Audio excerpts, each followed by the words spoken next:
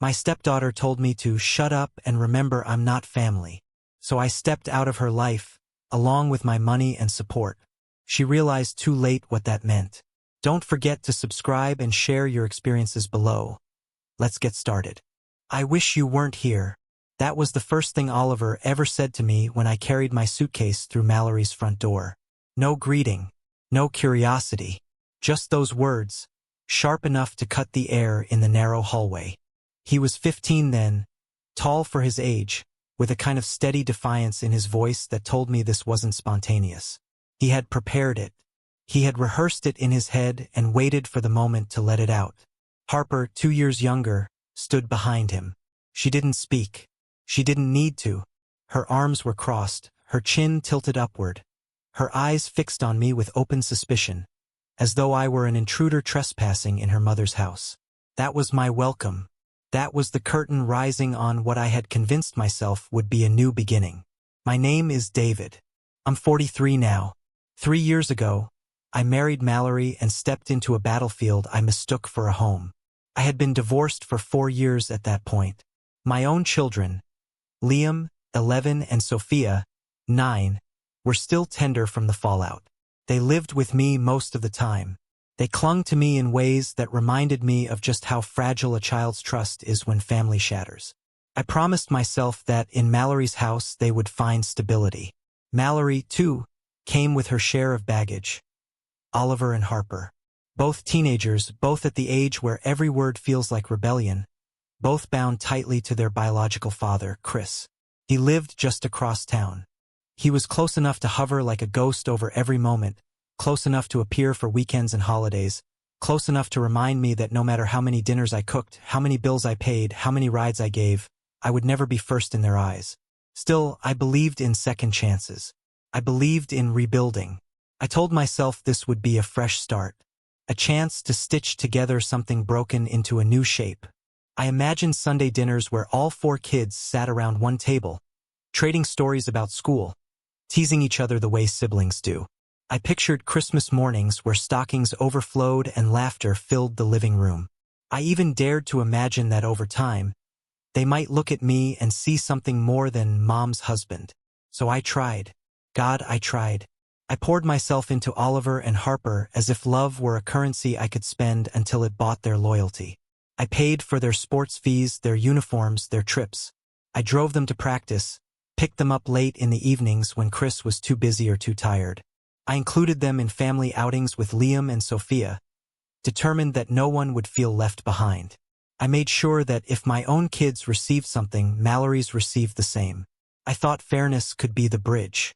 I thought consistency would prove I was here to stay. Patience, I told myself. Kindness. Time. I wanted them to see me not as a replacement, not as competition, but as a man who showed up, who stayed, who kept the lights on when their father only flickered in and out of their lives. I wanted them to know I was reliable, steady, the one who never turned away. For a while, I convinced myself it was working. Mallory would smile at me across the dinner table, grateful. Harper would sometimes accept a ride without rolling her eyes. Oliver, on rare occasions, would let slip a thanks before retreating back into silence. Small things, fragments, not much, but enough to keep me believing that maybe, just maybe, the wall between us could be chipped down brick by brick. But if I'm honest, the cracks were already there. There was a chill in that house I could never quite shake. The silence at dinner wasn't comfortable. It was watchful, heavy, as if my presence had tilted the balance of something sacred. The kids would glance at each other when I spoke, their eyes trading messages I wasn't meant to read. Whenever Chris's name came up, their faces softened in a way they never did with me. And when he came to pick them up on Friday evenings, they would spring to life, energy returning as though he had flipped a switch inside them. I told myself it was natural. He was their father. Blood ties matter, I reminded myself. I was the outsider, trying to graft myself onto a tree that had already grown its branches. It would take time, and so I doubled down. I worked extra hours to cover not just my own children's expenses but Mallory's as well. When Oliver's basketball shoes wore out, I bought him new ones, top of the line. When Harper wanted piano lessons, I signed her up, even though the tuition made my stomach twist. I packed lunches, I cooked dinners, I fixed broken shelves, I mowed lawns. I told myself every nail I hammered, every dollar I spent, every mile I drove was an investment. One day, it would all come back to me in the form of acceptance, respect, maybe even love.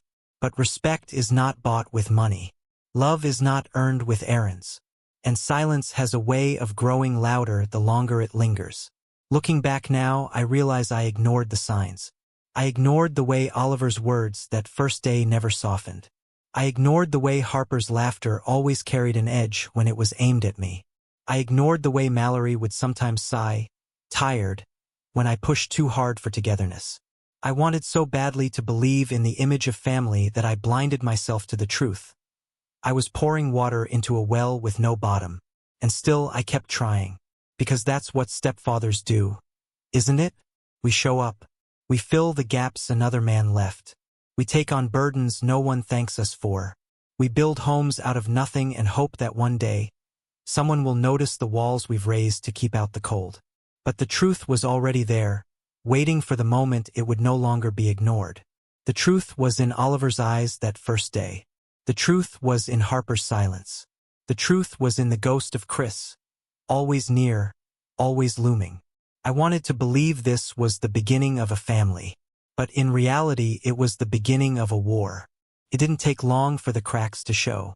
Maybe they had been there all along, waiting for me to stop pretending I couldn't see them. The first time was something small, ordinary, the kind of task any family shares without thought. I came home from work, arms heavy with grocery bags, and asked Oliver to give me a hand. He was sprawled on the couch, phone in hand, earphones draped carelessly around his neck. He didn't even look up when I spoke. "Hey, grab a couple bags for me," I said. My voice wasn't sharp, just casual. He raised his eyes slowly, looked at me as if measuring his words, then let them drop like stones. "You're not my dad." Nothing else. No explanation, no excuse. Just that. The weight of those 4 words pressed against my chest harder than the groceries in my arms. I swallowed the sting, told myself it was just teenage defiance. Nothing personal. I carried the bags into the kitchen alone. But that was the start. From then on, every request I made had to be filtered through Mallory before it carried any weight. If I asked Harper to set the table, she would shrug, toss her hair, and keep scrolling on her phone. But if Mallory repeated the exact same words, Harper would move instantly, as if my voice had never existed. It became a ritual, one that mocked me every time. The message was clear. I had no authority here. I could cook the food, I could buy the groceries, I could pay the bills, but I could not command even the smallest gesture of respect without Mallory's stamp of approval. And she gave it every time, always with that same weary tone. "Come on, guys, listen to him." A soft correction, a mother's coaxing voice, as though I were not a partner in her household, but a substitute teacher whose orders needed repeating. At first, I told myself it was nothing. Teenagers push back, I reminded myself. They test limits, they rebel against authority. It wasn't personal.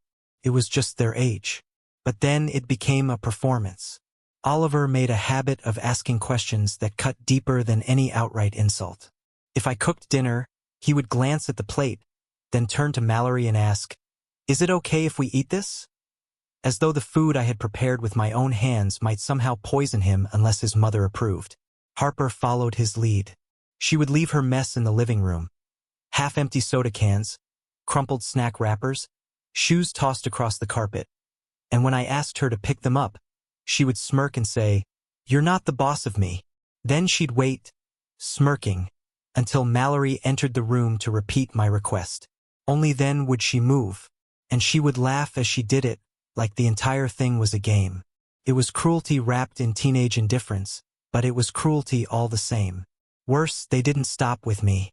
They began to turn their barbs toward Liam and Sophia. My kids, my blood.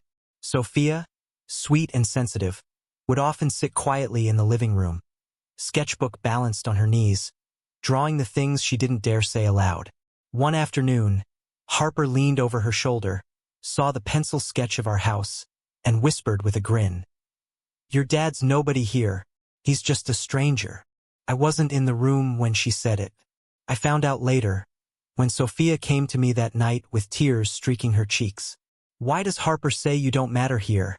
she asked.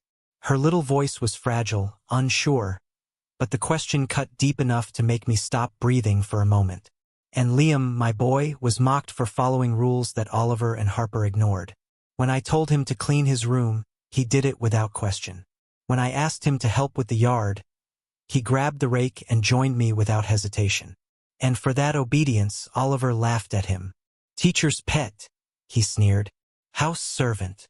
One night Liam asked me, his small face pale under the kitchen light, "Why do we have rules, but they don't?" What could I say? That respect is optional for some children but mandatory for others? That blood determines who must listen and who can rebel? That his father, me, was treated as a ghost in the house where he should have been king? I told him it wasn't about fairness, it was about character. But even as I said it, I felt the hypocrisy burn in my throat. Because he was right. The rules weren't the same. They were never the same. It wasn't just moodiness. It wasn't just adolescence. This was deeper. This was intentional. Oliver and Harper had built a wall, and they stood on the other side of it, throwing stones whenever they pleased. And Chris, their biological father, stood behind them, even when he wasn't physically there. He was the invisible we*p*n they wielded. Every time they looked at me with that smirk, every time they laughed at my authority, I could feel his shadow in the room. The man who had left, who floated in and out when it suited him, was the one they still exalted above me. Mallory saw it, of course. She had to. But her silence was worse than their cruelty. When Harper dismissed me, when Oliver mocked me, Mallory would sigh and smooth things over, as though her children's disrespect was something minor, something not worth addressing. Her silence was permission, and that silence cut deeper than any insult. I kept telling myself it would change, that maybe if I kept showing up, kept paying, kept proving I was steady where Chris was absent, they would eventually soften. That the weight of consistency would crush the wall they had built between us. But walls don't crumble when the people behind them are determined to keep them standing. Day by day, the tension grew. Day by day, the air thickened. Day by day, I became more of a stranger in the house I paid for. I didn't realize it then, but we were already moving toward the breaking point. The words had not yet been spoken. The final blow had not yet landed, but the ground was already cracking beneath us. And I knew, deep down, that when it broke, it would not be a small fracture. It would be an earthquake. There is a silence that follows cruelty, a silence more suffocating than noise. I heard it the night I found Liam crying in his room. He sat on the edge of his bed, shoulders shaking, his hands clenched around the broken pieces of a model set he had been working on for weeks. Tiny plastic pieces scattered across the carpet, bent, ruined, impossible to put back together. His eyes were red, his voice hoarse when he finally looked at me. "Oliver smashed it," he whispered. He laughed and said, "He said you'd just buy me another. That's all you're good for." Those words lodged in my chest like glass. I held my son, tried to calm him, but his little body trembled against mine. He had never asked for this house, never asked to live under the same roof as Mallory's children. And yet here he was, paying for their contempt, caught in the crossfire of a war he didn't start. When I left his room, I found Oliver in the living room, legs sprawled on the couch, phone in hand, the glow of the screen lighting up his face. He didn't even look up when I walked in. "Why did you destroy Liam's model?" I asked, my voice controlled, though fire burned beneath it. He finally looked at me, smirk tugging at the corner of his mouth. "Because it was stupid, and because he cried. Easy target." "You owe him an apology," I said. My fists tightened, but I forced my voice to remain steady. Oliver laughed. Actually laughed. "You're not my parent. I don't owe you anything." The sound of Harper's giggle floated from the hallway. She leaned against the doorframe, her arms crossed, her eyes bright with malice. "Shut up," she said. "Remember, you're a stranger." There it was. The word. Stranger. Spoken without hesitation. Without shame. The word they had been circling for months, now finally delivered like a verdict. I stood there, the world tilting around me. Years of sacrifice, the hours at work, the money spent, the meals cooked, the rides given, all erased in a single word. Stranger. If I was nothing but a stranger, then they did not need my support either. I didn't shout. I didn't rage. I didn't slam doors or throw anything against the wall. I walked to my office, sat down at the computer, and began cutting them off. First, their phones. Both lines were in my name, both bills charged to my account. A few clicks, a confirmation button, and the service was canceled. The silence on their end would be immediate. Next, the streaming subscriptions. Netflix, Spotify, the little comforts they used every day without a thought. Gone. Then the sports fees, the music lessons, the summer camp deposits. I withdrew every payment. Emails of cancellation confirmations pinged my inbox one after another like a drumbeat. I wasn't finished. I walked into Oliver's room, grabbed the duffel bag from his closet, and began to pack. Clothes, shoes, scattered electronics, everything that was his. Then Harper's. A second bag, filled with her belongings. I moved quickly, without hesitation, my hands calm and steady. When I was done, I carried both bags to the front door. I opened it, set them down on the porch, and shut the door behind me. Then I picked up the phone and dialed Chris. He answered after a few rings, his voice casual, unaware of what was coming. Your kids made their choice, I told him, my voice flat. They said I'm nothing but a stranger. Fine. Then they can live with you until they learn what respect means. Their bags are ready. Come pick them up. There was silence on the other end. A hesitation. Then a stammered, wait, what? Now? You can't just. I can, I said. And I did. I hung up before he could argue. When Mallory came home later with Oliver and Harper in tow, they froze on the porch. Their bags were waiting, the locks already changed. Mallory's scream tore through the quiet evening. David, what the hell did you do? I stood in the doorway, calm, my face expressionless. I did what they asked for. They said I'm a stranger. Strangers don't buy phones. Strangers don't pay for sports. Strangers don't provide roofs. Let them live with their real father. Let him carry the weight for once. Her eyes widened in shock, then narrowed with fury. You're being cruel. They're just kids. Kids who know exactly what they're saying, I replied. And I'm done being mocked in my own house.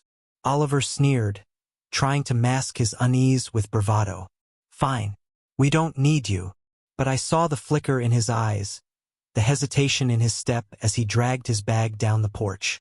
Harper's smirk faltered too, though she tried to hold it. Mallory shouted, pleaded, called me heartless. But I stood firm. I didn't raise my voice. I didn't apologize. I didn't bend. Because in that moment, I understood the truth. Love without respect is slavery. And I had been a slave long enough. That night, the house was quiet. Liam and Sophia slept soundly for the first time in months. No laughter that was really mockery. No whispers meant to wound. No scorn dripping from every glance. Just silence. It was a silence that felt like freedom. For years, I had given everything. My time, my money, my patience. Only to be spit on in return. And in one decisive act, I took it all back. They wanted me to be a stranger. Now they would feel what it meant. When Oliver and Harper left with their bags that night, I thought there might be an explosion. Tears, apologies, some desperate plea to be let back inside. But no. They went with stiff backs and sharpened tongues, throwing one last look of contempt over their shoulders. Oliver muttered something about me being pathetic. Harper whispered to Mallory that she hated me. Their words carried no weight anymore. They were just noise trailing out into the night. Chris pulled up in his beat-up sedan, headlights cutting across the driveway like interrogation lamps. He stepped out, scratching at the scruff on his chin, looking less like a rescuer and more like a man summoned into a duty he hadn't asked for. He opened the trunk, barely glancing at me as the kids stuffed their bags inside. I leaned against the doorway, arms crossed. They're yours now. Remember that. He looked at me, his mouth half open, then shut again. He didn't argue. He didn't promise anything. He just slid back into the driver's seat and pulled away, the taillights vanishing into the dark. And just like that, the house was quiet. Mallory didn't speak to me that night. She stayed in the bedroom, the sound of muffled sobs filtering through the walls. I didn't go in. I sat at the dining table, glass of bourbon in hand, and let the silence stretch until dawn. The next morning, I made breakfast for Liam and Sophia. Pancakes, eggs, bacon, the smell of normalcy. They ate without tension, without side glances, without laughter that was really mockery. My daughter smiled at me. My son asked if we could build another model together. It was the first time in months I felt like a father again, not a stranger in my own home. But outside that house, the storm had already begun. At first, Oliver and Harper treated the move like a victory. Mallory told me, through gritted teeth, that they were smug, certain I would break. They strutted around Chris's small apartment like conquerors, sure that his presence alone was enough to replace the life they had rejected. But life has a way of stripping illusions. The first cracks came quickly. Chris's place wasn't like ours. 2 cramped bedrooms, peeling paint, bills stacked on the counter. His fridge was often half empty. His schedule was erratic, his patience thinner than mine had ever been. Where I had carried their demands without thanks, he carried them like boulders on a back already bent from years of neglect. Their phones stayed dead. No streaming services. No Uber rides on demand. No cash slipping into their hands for movie nights or takeout. They asked Chris, of course, but his answers were always the same. I can't. Not right now. Maybe later. Later never came. Oliver's basketball practices were missed. Harper's piano lessons lapsed. Their clothes wore out and no one replaced them. They had lived on my labor for so long that the absence of it was like a hole opening beneath their feet. Mallory tried to fill the gap at first. She begged me to reconsider, begged me to at least restore the basics, the phones, the sports fees, something. They're suffering, she said, tears in her eyes. They made their choice, I replied. My voice was flat. They said I'm a stranger. Strangers don't pay. She accused me of cruelty. I didn't argue. Cruelty was watching my own children mocked under my roof. Cruelty was feeding kids who spat in my face. If this was cruelty, it was justice wearing its truest face. Weeks passed. The smugness in Oliver's voice faded. Harper's giggles grew rare. They lived the life they thought they wanted, life with their real father, the one whose blood they glorified. But blood doesn't pay bills. Blood doesn't keep Wi-Fi running. Blood doesn't cover tuition or medical appointments or groceries when the fridge is bare. I heard about the shift through Mallory, mostly. She visited them often, though I refused to go with her. At first, she returned angry, hurling accusations that I had broken the family apart. But as time passed, her anger softened into something else. Unease, maybe even doubt. They don't seem happy, she admitted one evening, her voice low. Oliver snapped at me. Harper barely talked. They miss things. I didn't smile. I didn't gloat. I only nodded. They miss respect more than they realize. The second month was worse. I heard that Oliver had tried to call Chris at work, demanding money for a school trip. Chris hung up on him. Harper asked for a new pair of shoes, and Chris told her to get a job. The lessons were landing slowly, painfully, carved into their pride. And then, finally, the first cracks in their arrogance broke open. It was a Sunday afternoon when Mallory's phone rang. She answered in the kitchen, her face tightening as she listened. Oliver's voice came through faintly even from across the room. Sharp at first, then trembling. He was asking if they could come back. They said they're sorry, Mallory whispered after the call ended, her eyes searching mine. They want to come home. I didn't answer right away. I let the silence hang, let her squirm under it. Finally, I spoke. They can come back when they're ready to treat me the same as any adult who takes care of them. Not as their dad, maybe, but not as a stranger either. Mallory exhaled, relief and frustration mixing in her breath. She wanted me to say yes outright. She wanted me to be the one to bend. But I didn't. I had bent for 3 years. and the weight of it had nearly broken me. Days later, Oliver and Harper stood on our porch again. Their faces were different now, less smug, more hollow.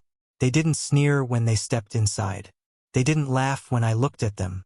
They muttered apologies, voices small, eyes darting away when I met them. I didn't embrace them. I didn't say, "Welcome back." I only said, "Respect isn't optional here. If you want this roof, if you want my support, then you will say thank you when I give and you will say please when you ask.